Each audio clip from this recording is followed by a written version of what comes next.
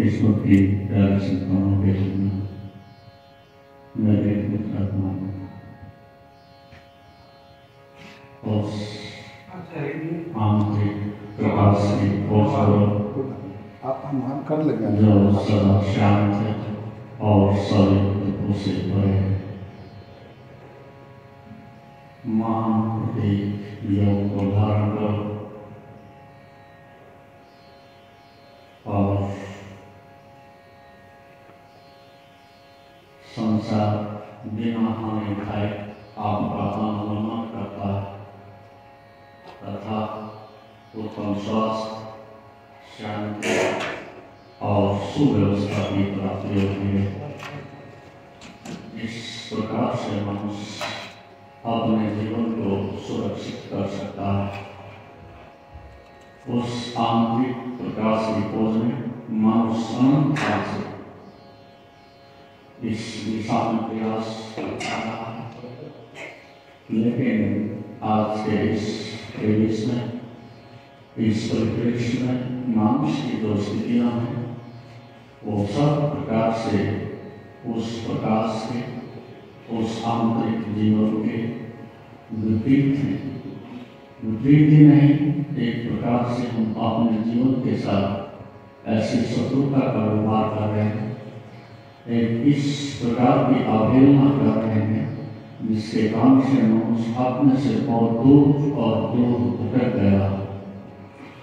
और वह वही है जो स्वयं के जीवन को आदर नहीं देता, जो स्वयं के जीवन को पोषण नहीं देता, वो भटक गया। इसलिए आपके जीवन में किसका अधिक मूल्य है, ये तुम्हें स्वयं विचार करना चाहिए। इस जीवन का मूल्य है या भौतिक पदार्थों का मूल्य है? इस जीवन का मूल्य है या कहीं बाहर यश और पद प्रतिष्ठा का मूल्य है? अच्छे से अच्छी प्रकार से इस बात पर मनन करना साधक के लिए अनिवार्य है। हम दूसरों को धोखा दे रहे हैं ऐसा नहीं, आप स्वयं को धोखा दे रहे हैं जब आप जीवन का आदर नहीं करते। कुछ मनुष्य इस प्रकार से संसार में इस महत्वाकांक्षा को पूरा करने के लिए एक अंतिम दौड़ दौड़ते हैं जिसका अंत मृत्यु में होता है, किसी शांति और आनंद में नहीं। आप ये विचार करिए, क्या आप अपने जीवन को मूल्य देते हो? क्या आप स्वयं को प्रेम करते हो? क्या आप अपने आंतरिक जीवन को खोज करने की कभी अपने मन में अभिलाषा पैदा करते हो? शायद नहीं। और ये कारण है कि प्रत्येक व्यक्ति एकांत, दुखी, संतप्त दिखाई पड़ता है। ऐसा लगता है कि जीवन का विस्तार नहीं, हम मृत्यु का विस्तार करते हैं। और मनुष्य इस प्रकार से दिशा भटक गया है कि जब उसको जगाने की कोशिश की जाती है तो प्रतिक्रिया करता है। आपकी बात से, आपके ज्ञान से, आपके उस आंतरिक आध्यात्मिक धारणा से शायद 2% व्यक्ति दुनिया में ऐसे होंगे जो आपको सहयोग देते हैं और उस मार्ग पर चलने के लिए एक अंदर जिज्ञासा रखते हैं। ऐसा क्यों हो गया है कि आंख खुलते ही व्यक्ति बाहर दौड़ता है? ऐसा इसलिए हो गया है कि हमें जन्म से ये सिखाया जाता है, इस प्रकार की शिक्षा और दीक्षा समाज में दी जाती है, इस प्रकार की महत्वाकांक्षा मनुष्य में जगाई जा रही है कि सब कुछ मनुष्य को बाहर से ही प्राप्त होता है। और धन के प्रति, सम्मान के प्रति, पद और प्रतिष्ठा के प्रति मनुष्य में कैसा सम्मोहन पैदा कर दिया गया है कि जैसे मछली को तालाब से निकाल के बाहर फेंक दे और तुरंत दी है प्राणों के लिए, जीवन के लिए। ऐसे मनुष्य को यदि समाज में धन नहीं मिलता, सम्मान नहीं मिलता और प्रतिष्ठा नहीं मिलती तो बड़ा होता है, व्यथित होता है। ऐसा लगता है कि जैसे हम दूसरों के लिए जी रहे हैं, अपने जीवन के लिए कुछ आपके पास है ही नहीं। और इस प्रकार का जीवन जो भटक गया है, उद्देश्यहीन हो गया है और अपने केंद्र से भटक गया है, टूट गया है, उसकी सुरक्षा नहीं की जा सकती, उसको पोषण नहीं दिया जा सकता, उसको दिशा नहीं दी जा सकती और शांति प्रकाश के परम सत्य की खोज नहीं की जा सकती। यह तो तभी संभव हो सकता है जब आपके जीवन में गहरी प्यास लग जाए,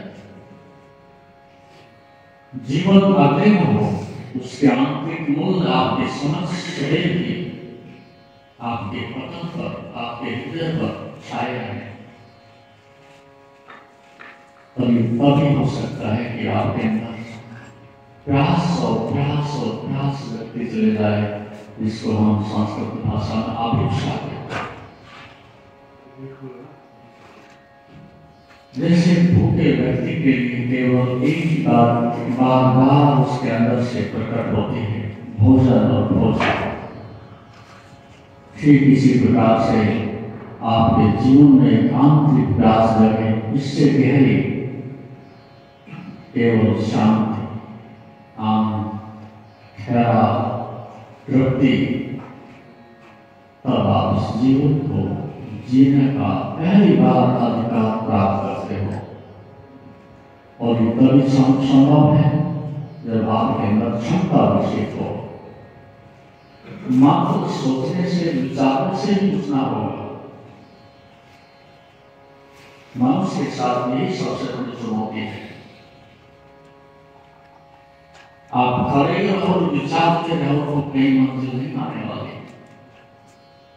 और योग प्रायोगिक है, योग आचरण मानता है, योग प्रसाद मानता है, योग अनुभव मानता है, योग साहस मानता है, योग आपके धैर्य की परीक्षा लेता है। तो ये कोई कागज की भूल नहीं कि बाजार से मिलते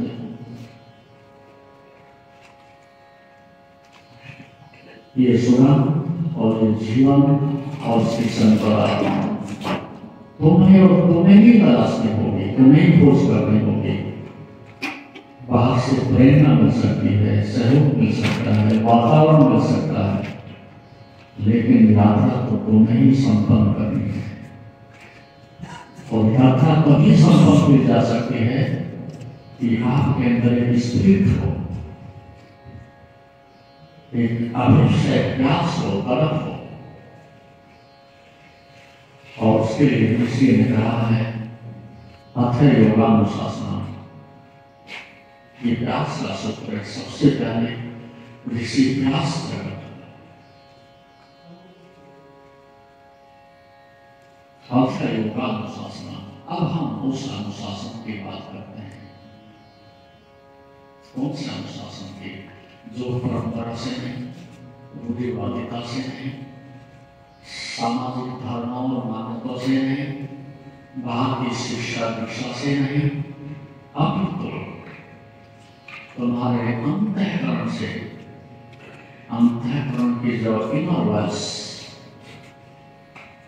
जो आत्मा की आवाज उठती है,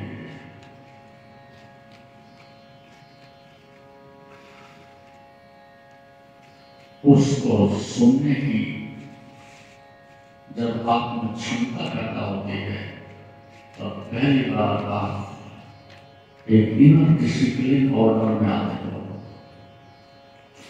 बाहर समाज में कितने नियम हैं, कितने कानून बनाए हुए हैं, कितनी परिकल्पनाएं की हुई है, और कितनी प्रकार से मनुष्य के अपराधों से रोकने के लिए, बुराई से बचाने के लिए प्रयास किए गए हैं, लेकिन सभी ऐसे हैं। फिर किसके लिए जितने कानून होते हैं जिस समाज में, सोचो वहां उतने लोग अपराधी हैं। जितने हॉस्पिटल डॉक्टर्स हैं, सोचो वहां उतनी बीमारियां हैं। नियम केवल उसके लिए बनाए जाते हैं जिस आदमी के जीवन में अनुशासन है। सबके जीवन पर कोई भरोसा नहीं, सबके जीवन पर कोई मालिकियत नहीं। इसलिए समाज में जो कुछ भी ताराबाना बना हुआ है वो अपर्याप्त है। जीवन को सुधारता तो नहीं, लेकिन उसको बिगाड़ने में सब प्रकार से आहुति डालता है। अतीत के 200 वर्षों में मनुष्य जितना सामाजिक दृष्टिकोण से शिक्षित हुआ है, उतना उस दर्द और दुख को और बीमारी को उपलब्ध है। लेकिन हम सुधार तो तभी कर सकते हैं कि जब हमें किसी अन्य विकल्प का पता हो। हम तो एक ही बात जानते हैं, लोगों को मारो, सजा दो, बंदों के मुंह पर बदल डालो, जेल खानों में डाल दो, दंड व्यवस्था करो, भयभीत करो, तब मनुष्य को सुखी किया जा सकता है। लेकिन ऐसा लोग नहीं मानता। इसलिए नहीं मानता तो लोग कहता है कि केंद्र के बदलने से बदलती बदल जाती है। रोग बाहर नहीं है, रोग संसार में नहीं है, रोग तुम्हारे मन में है। और जब तक मन रूपांतरित नहीं होता, उठने से पहले आपके पास कोई मालिकियत नहीं होती। और जो मालिक नहीं, उस व्यक्ति के दुखों का कोई अंत नहीं। आप इसलिए गरीब नहीं हो कि आपके पास धन नहीं है। आप इसलिए गरीब हो कि आपके पास एक सुंदर, स्वच्छ, शांत मन नहीं है। वासना के कारण गरीब हो, धन के कारण गरीब नहीं हो। ये बात समझ लेनी चाहिए। जिनके पास धन है क्या वो सुखी होंगे? सुख और दुख का संबंध जो आप परिभाषित करते हैं वही गलत है। जो सुख दूसरे पर निर्भर है वो सोचो कि दुख है। जो सम्मान दूसरे के हाथ में है सोचो कि दुख है। सभी इस प्रकार की प्राथमिकता है। दुख का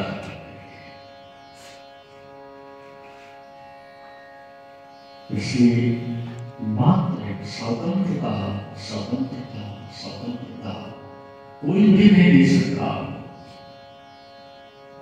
न कोई शांति दे सकता है, न स्वतंत्रता दे सकता है, न कोई तृप्ति दे सकता है। मात्र एक ही मार्ग है कि अपने घर वापस लौटें, पुनः समीक्षा करें। कहाँ है वो खुदा? कहाँ है वो मंजिल जहाँ तृप्त हो सकते हैं, सबसे सबको जानने की व्यवस्था कर सकते हैं। मां में बंद था देते और वो मार्ग नहीं है, एक ही मार्ग है। आप अपने केंद्र में वापस लौट जाओ, जिसको हम वेद में रीत कहते हैं। रीत से ऋषि शब्द बना है। रीत का अर्थ है स्वभाव।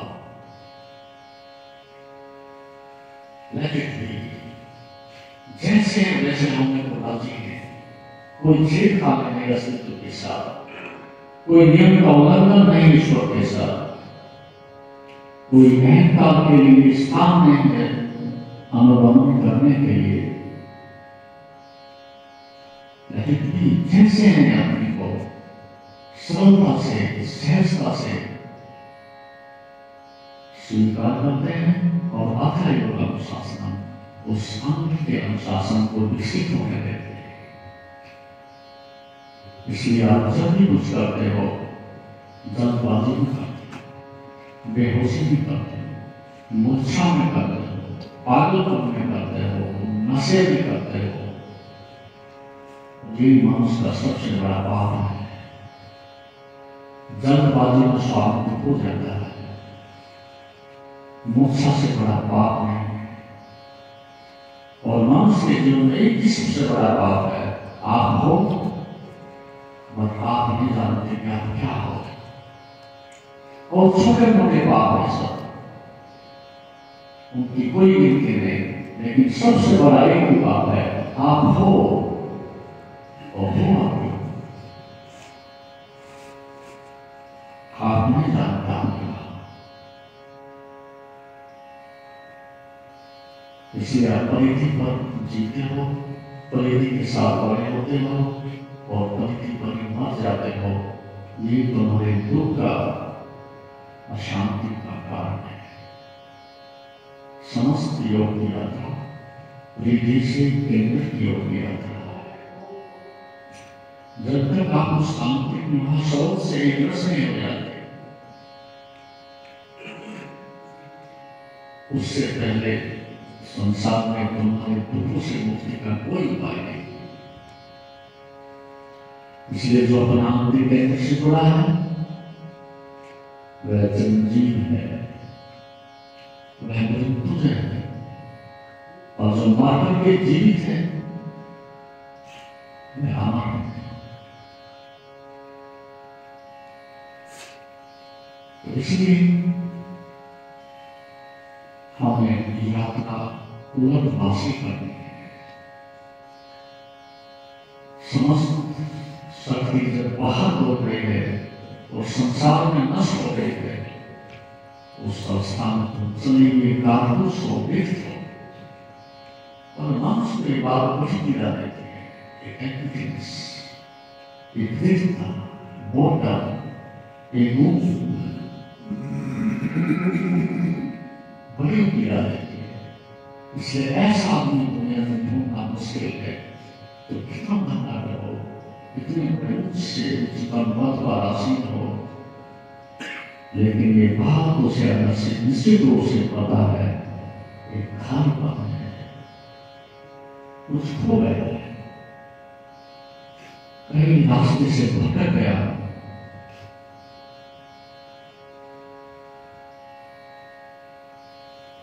इस बात से ही उनको अधिक पीड़ा होती है।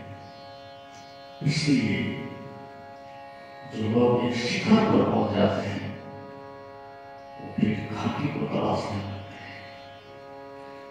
जो संसार को ठीक से भोग लेते हैं, उस भोग के अपने अंदर की जो पीड़ा पाते हैं और उनको जो प्यारा होता है फिर उनको रोका भी नहीं जा सकता। इसलिए मैंने बात सुनता, जो व्यक्ति संसार में रहता है। सब्सक्राइब करें हमारे YouTube चैनल योग तीर्थ को और बेल आइकॉन भी दबाएं ताकि आगे आने वाली वीडियोस का नोटिफिकेशन आपको मिलते रहे। प्रयास करता है और सभी घटनाओं को अंतर्निहित दृष्टि से जहाँ घटित हुई है ईमानदारी से उसी में ढूंढने की चेष्टा करता है। आज भी कल अपनी मुक्ति की यात्रा पर निकल पड़े। और जो ये जानता है सभी दुखों का मैं ही कारण हूं, इस शांति को मैंने पोषण किया है, इस बीमारी को मैंने ही आमंत्रित किया है। जो पहली बार उत्तरदाता अपने कंधों पर लेता है उसे प्यास जगेगी। अभी तो आपके मन में एक ही भाव रहता है, दुख है तो दूसरे ने दिया, सुख है तो दूसरे ने दिया, अशांति है तो दूसरे ने दी है, गरीबी है तो किसी और की जिम्मेदारी है। सांसारिक व्यक्ति के दुखों का यही कारण है कि उसका सब कुछ बाहर से है, इसलिए दूसरों से झगड़ता है, ईर्ष्या करता है, हिंसा करता है। दुख जहां नहीं है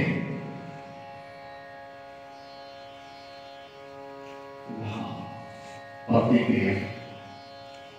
इस प्रकार से जिसके मन में भाव पैदा हो गया कि मैं ही गलत हूं, यह अहंकार की बुरी क्रिया और अध्यात्म के मार्ग पर पहला कदम यही से आरंभ होता है कि मैं भटक गया और मैं गलत हूं। आपका अहंकार इस प्रकार की धारणा को कभी स्वीकार नहीं करेगा कि मैं गलत हूं। लगभग हर आदमी का अहंकार ऐसा मानता है कि मेरे से ज्यादा श्रेष्ठ और सुंदर कोई भी नहीं। लेकिन निर्देश भाव से जब आप मंथन करते हो, चिंतन करते हो और अपनी असफलता को स्वीकार करते हो और दुख का नए कारण ये अनुभव करते हो, तब सोचो कि अब मैं जा गया, अब मेरे शुभ दिन आ गए और मैं सही रास्ते पर जा रहा हूं। इसलिए अध्यात्म के मार्ग में बहुत कम लोग दुनिया में आ पाए हैं, क्योंकि संसार इतने अहंकार से केंद्रित है, इतनी महत्वाकांक्षा का पीछा कर रहा है।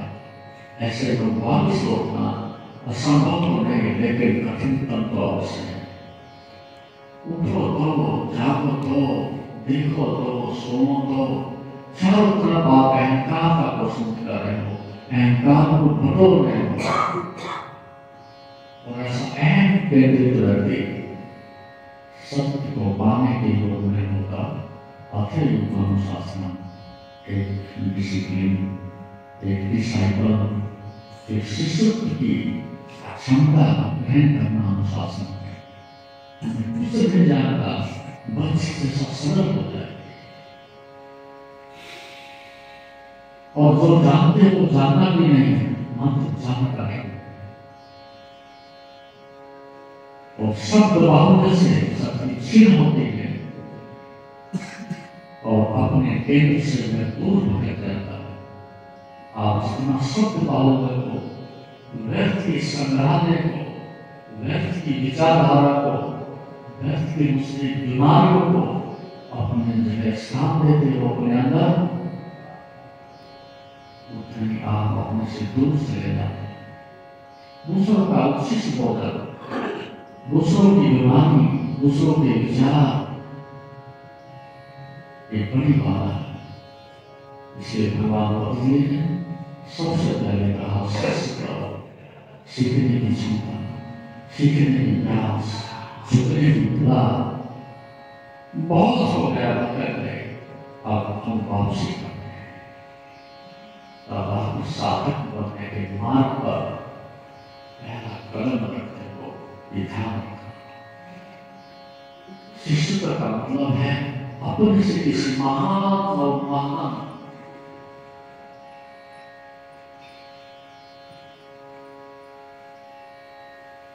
पुरुष की शरण में जा रहा। ये मनुष्य के लिए बहुत होता है झुकना, किसी की शरण में जाना, और मैं कुछ नहीं जानता ये स्वीकार करना, ये बहुत कठिन है। लेकिन इसके बना कर मार्ग नहीं है। अतीत का अनुशासन, ऋषियों की परंपरा और उनकी देशना, उनका उद्देश्य यही है कि जो छोड़ने की कला जानता है उसे उस आंतरिक अनुशासन का, उस आंतरिक आनंद का अनुभव होगा। जो पीछे बढ़ाती है उसके लिए योग का मार्ग है, जो मिटाने बढ़ाती है उसके लिए हिंसा का मार्ग, अधर्म का मार्ग है। और हम सब इसमें निपुण हो गए हैं, एक दूसरे को किसी न किसी रूप से मिटा रहे हैं। पत्नी पति को मिटा देंगे, पत्नी पति को, बाप बेटे को, मित्र मित्र को, एक दूसरे को मिटा रहे हैं, चूस रहे हैं, शोषण कर रहे हैं। उनकी क्या उपयोगिता है? इसलिए उनके निकट जा रहे हैं, लेकिन ये हिंसा और अधर्म है और दुख का कारण है। इसलिए जिस मार्ग पर आप हो वहां को लोग को नहीं बुला सकते, वहां को लोग की खोज नहीं की जा सकती। शिशुवत होना होगा, पुनः सबल बनना होगा, इस पाटन से, दिखावे से और अहंकार से अपना पीछा छुड़ाना होगा। तब आपके जीवन में धूप बनेगी, एक आनंद की वर्षा होगी, मीठी मीठी वर्षा होगी, जिसको ये बस लग जाता है कि संसार छूट जाता है, छोड़ना नहीं पड़ता, छूट जाता है। तो संसार से मुक्ति नहीं चाहिए, मैं से मैं ही मुक्ति चाहिए। संसार से क्या मुक्त होना है? तो संसार तुम्हारा ही नहीं, संसार तुम्हारा नहीं, संसार से मुक्ति नहीं चाहिए, मैं से मैं की मुक्ति चाहिए। ये लोग अपने मैं से मुक्त होना बस, और उसके छोड़ो चालाकी और दूसरों की दृष्टियां कैसे हैं इसकी परवाह न करो। हम अपनी दृष्टि में कैसे हो सकते हैं, यही वास्तविकता आपको धर्म की तरफ लगा सकती है। अब हम इस बात को अच्छी प्रकार से समझ लें कि मार्ग ये है, लोचना नहीं है, मुक्ति का यही एकमात्र साधन है और कोई हो नहीं सकता। इसलिए कब तक काम करते रहोगे, तब तक अपने जीवन को आश्वासन का आनंद लाते रहोगे, व्यर्थ में समय बना रहे हो, व्यर्थ में मृत्यु का विस्तार कर रहे हो और भारी पश्चाताप होगा।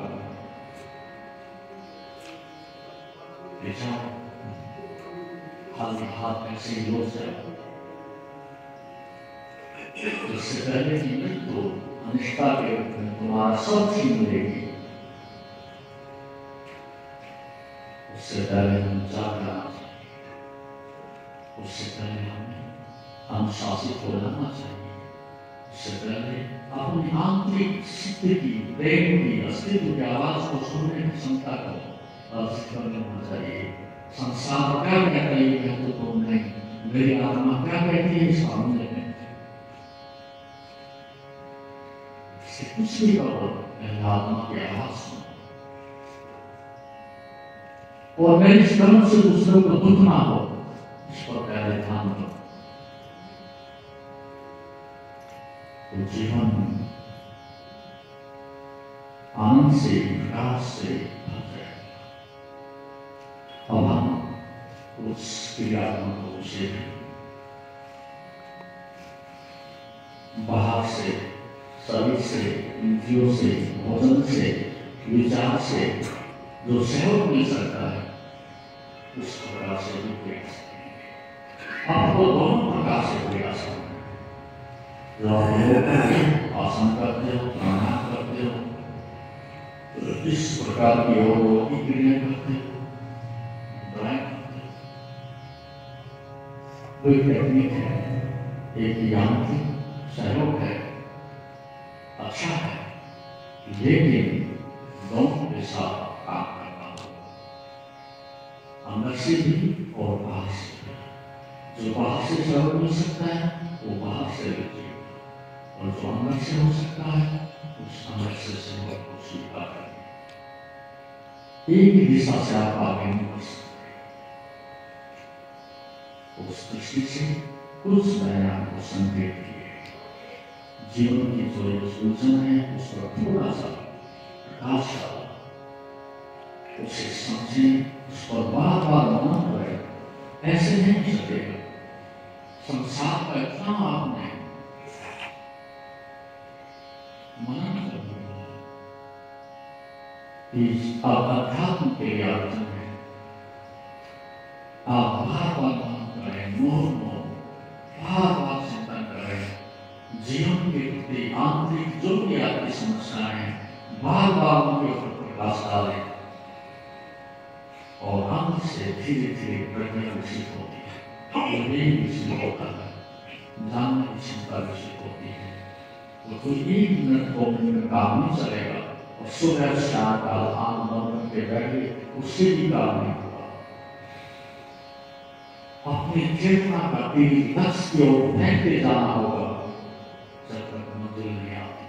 तो सतत एवरीथिंग फेल भरा ऐसा प्रयास है जिसमें आपको सतत बराबर सक्रिय रहना, बराबर अपने केंद्र पर दृष्टि रखनी होगी, बराबर अपने उठने पर, बैठने पर, बोलने पर, खाने पर, सभी विषयों पर आपने दृष्टि डालनी होगी। और फिर आपको दिखाई पड़ेगा कि अब मेरा पुनर्जन्म हुआ और मैं पुनः सीखना आरंभ कर रहा हूँ कि मुझे कैसे समझना चाहिए, मुझे कैसे करना चाहिए, मुझे कैसे बोलना चाहिए और कहाँ बोलना चाहिए और कितने पर रुक जाना चाहिए। जो ये जानता है कि कहाँ रुकना है उसे खुद आप जानते हैं कहाँ भोजन करते हैं, पता ही नहीं मुझे कहाँ रुकना है, देखते हैं तो देखते चले जाते हैं, पता ही नहीं कहाँ मुझे देखना है। ये सब बंद करना पड़ेगा, बाहर का कारोबार है। और जो संसार के इस कारोबार और वासना में व्यस्त है उसकी मुक्ति का कोई उपाय नहीं। समझते हैं मेरी बात? जो इंद्रियों के व्यापार में वासना में व्यस्त है, कारोबार है, उसकी मुक्ति का कोई उपाय नहीं। तो उस कारोबार को बंद करो और कक्षा जैसे समस्त अंगों को समेट लेना, ऐसे पुण्य अपने समस्त विस्तार को, जो मृत्यु का विस्तार है, दुख का विस्तार है, उसके रास्ते बंद करो। फिर आप आंतरिक प्रकाश का अनुभव कर सकते हो, सत्य को जी सकते हो और जीवन का थोड़े समय में ऐसा उत्सव मना सकते हो जिसकी आप कल्पना भी नहीं कर सकते। इसलिए सामने से वंचित मत हो, इस जीवन की संपदा का प्रचार मत करो। और इसके लिए पहले आप सजगता से बैठने का आप जीवन को शरीर मिली तो पाषाण मुश्किल होना चाहिए, क्योंकि योग जानता है और उसकी लंबी खोज है इस शरीर में और आपके मन में दो ही तो है, लेकिन ये समानता है। दोनों में आंतरिक संबंध है, शरीर, प्राण, मन, विचार, चेतना, ये सब ऐसे ही हैं जैसे कि संसार में तीन अवस्थाएं आप देखते हैं, सॉलिड,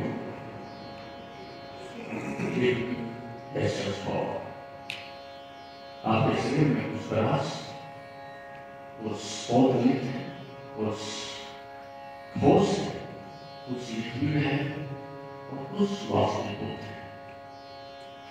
शरीर उसका एक बाह्य हिस्सा है, प्रयास है, स्थूल है और द्वैत है।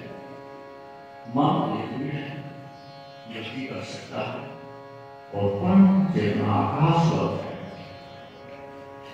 जब हम आरंभ करते हैं तो वहीं से आरंभ कर सकते हैं जहां हम छुए, जहां बीमारी है वहीं औषधि का औषध है।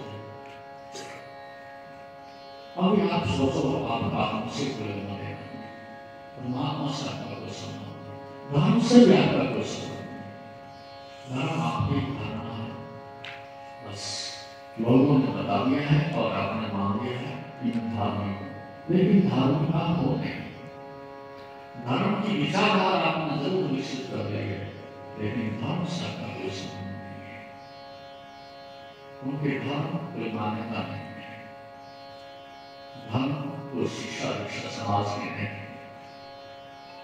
धर्म एक आंतरिक जीवन की उपलब्धि है जिसको आप जी सकते हो, प्राप्त कर सकते हो और निर्णय बनने की क्षमता विकसित कर सकते हो और पूर्ण स्वतंत्रता से जीने का विकसित कर सकते हो। आप नास्तिक भी नहीं हो और आस्तिक भी नहीं हो, आप उलझन हो, बीमारी हो, ना तो वो धर्म आपका है जिसको आपने पाया है, न वो आपकी नास्तिकता है जिसमें आपने खोज लिया हो। कि परमात्मा में अस्तित्व नहीं है, आपकी खोज ही नहीं है, बस केवल समाज के द्वारा ही मान्यता। इसलिए पीड़ा होती है, जैसे जैसे योग के नजदीक आओगे तरह से जाओगे अंदर पत्थर की तरह से आप खड़े होंगे, इतने बड़े होंगे आदमी में ये मानने को नहीं है सोच सकता। और जो आदमी बीमार है, दुखी है, संतप्त है, अशांत है, तो आदमी धर्म को कैसे सीख सकता है? धार्मिक आदमी का तो लक्षण यही है, जो नाचता है, गाता है, उत्सव मनाता है और 1% भी संभावना में किसी को दुख दे नहीं सकता।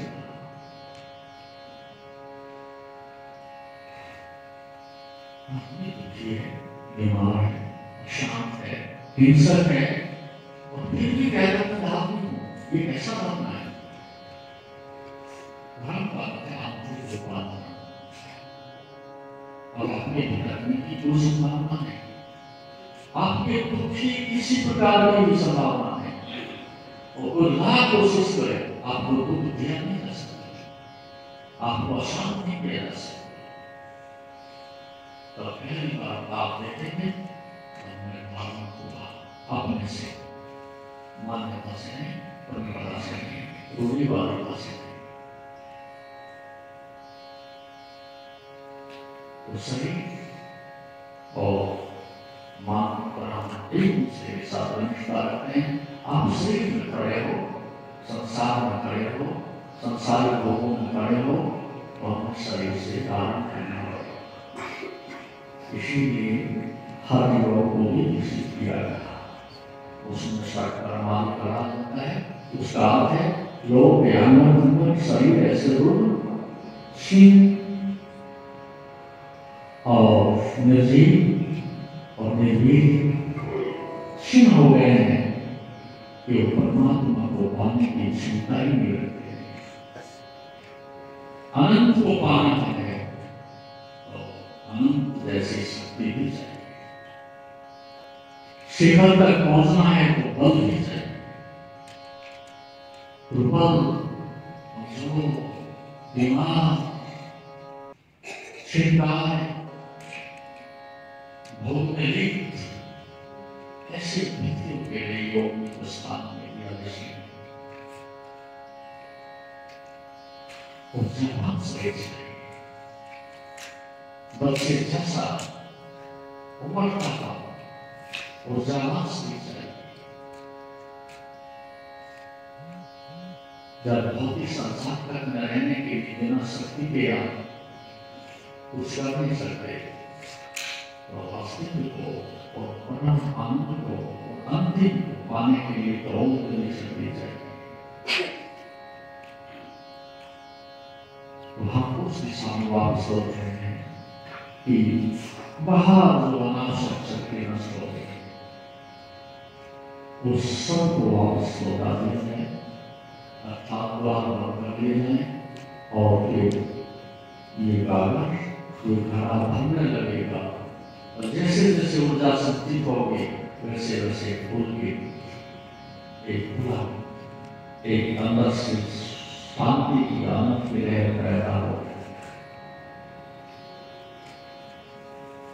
इसी तरह हम करते हैं, शरीर को स्थिर करें, सीधा रखें और सदैव ध्यान रखें जब भी आप बैठते हो कि किसी से बात करते हो, शरीर में आप देखेंगे लोगों की बेचैनी रहती है, क्योंकि मन में बेचैनी तो शरीर में भी बेचैनी प्रकट होगी। क्यों पैदा हुई इस प्रकार से? क्योंकि आपका मन सतत रिश्त दौड़ रहा है, एक सेकंड के लिए कोई विराम नहीं है। ऐसे में बहुत बड़ी शक्ति आप खो रहे हो और जब खोने में आप इतने व्यस्त हो तो फिर पाने की बात ही भूल जाओ। जो खोता नहीं वही पाता है, जो भटकता नहीं वही लौटता है, जो बाहर बोलता नहीं वही ठहरता है। तो ध्यान के लिए शरीर बिल्कुल कहीं खुशी हो रही है, घुटना हो रहा है, हाथ हो रहा है, कुछ मत करो। 3 महीना आपको लगेंगे अभ्यास कर रहे हैं। जब भी आप बैठो बिल्कुल एजिस्टेशन, बहुत शांत बैठे रहो। इतना भी आप कर लोगे आपको पता चलेगा चमत्कार। चमत्कार ऐसी कोई बात नहीं, ये साइंस है। आप किसी व्यक्ति से बिना पूछे ये देख सकते हो आसान। उसका शरीर बता दे, उसकी आंखें बता देंगी, उसकी चिंता बता देगी।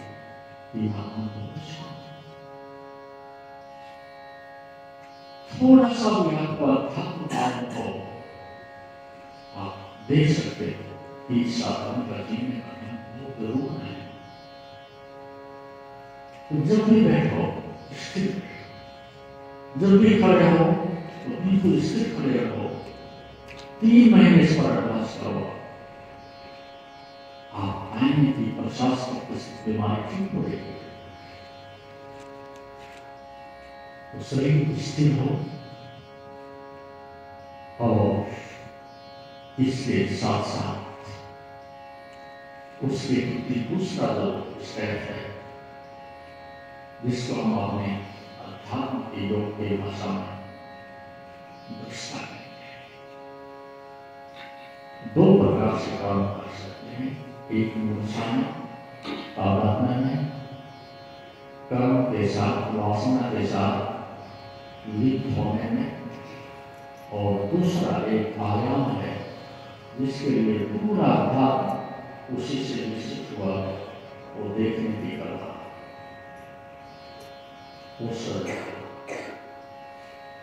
शरीर बैठा है, ये उसका पहला आयाम, और शरीर को देख रहे हैं, वो उसका दूसरा। हमें दृष्टा दृश्य के साथ काम करना, दृश्य से दृश्य को नहीं करना। प्रीति से मुक्त होना है और केंद्र में वापस आना है, तो देखने की कला विकसित करने के। शरीर बैठा है और मैं देख रहा हूं, ये भाव उसके साथ होना चाहिए। ये देखने का भाव बना के लिए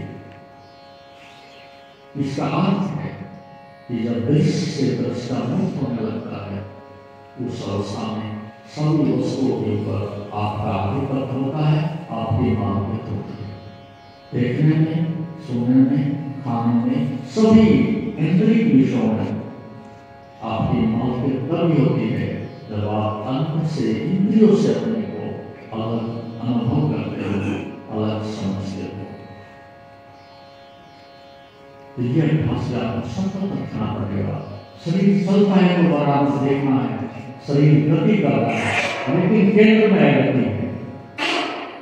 आप देखते हैं जब आपकी गाड़ी ट्रेवल करती है, जब आप यात्रा करते हो, व्हील घूमता है, एक्सल कभी नहीं घूमता। व्हील शरीर समझ लीजिएगा, एक्सल उसकी चेतना है। केंद्र में कोई गति नहीं होती, आत्मा कभी भी गति नहीं करती। आप कितना भी तेज दौड़ो, शरीर ही दौड़ रहा होता है, आत्मा एक इंच भी आगे नहीं सकती। जैसा कि आप जानते हैं, शरीर को स्वस्थ और मन को शांत बनाने के लिए योग ही एकमात्र साधन है। जीवन को योगमय बनाने के लिए व योग दर्शन के मर्म को आत्मसात करने हेतु गुरुदेव के आशीर्वचनों को श्रवण करें। उनके द्वारा दिया गया मार्गदर्शन आपके जीवन में सकारात्मक बदलाव लाएगा। अगर आप पतंजलि योग दर्शन सीखना चाहते हैं और इस प्राचीन ज्ञान को अपने जीवन में शामिल करना चाहते हैं, तो हमसे संपर्क करें। हमारे योग सत्र न केवल आपके शरीर को स्वस्थ बनाएंगे, बल्कि आपके मन और आत्मा को भी संतुलित करेंगे। अधिक जानकारी के लिए हमें नीचे दिए गए विवरणों पर संपर्क करें। हमारे साथ इस योग यात्रा की शुरुआत करें और अपने जीवन को शांति और सकारात्मक ऊर्जा से भरें। धन्यवाद। आपका दिन शुभ हो। ओम नमस्ते।